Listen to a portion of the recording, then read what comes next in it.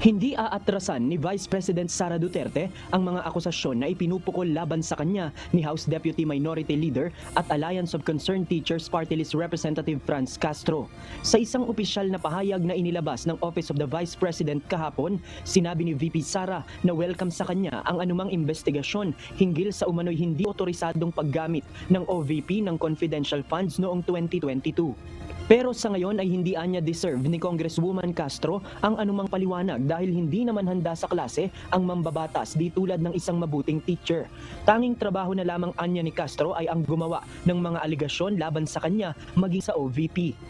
Gayunman, sinabi ng Vice Presidente na sasagutin niya ang lahat ng akusasyon ni Frasco kapag natapos na ang investigasyon at maging sa gagawing budget hearing. Dagdag pa ni VP Sara naway maging masayaan niya si Frasco sa ideya nito na patalsikin siya sa kanyang opisina.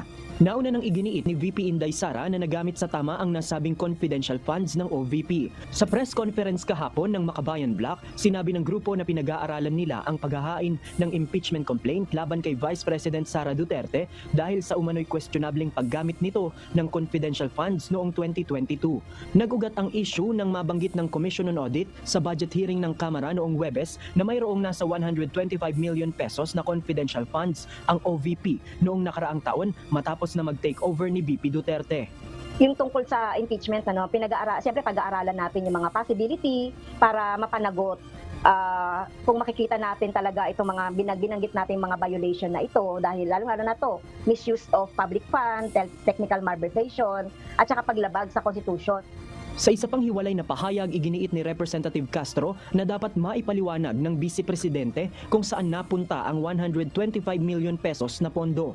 Naniniwala rin ito na maaaring may nalabag ang OVP sa ruling ng Supreme Court hinggil sa Disbursement Acceleration Program o DAP kung saan maaaring nagamit ang savings ng ahensya para pondohan ang nasabing confidential fund.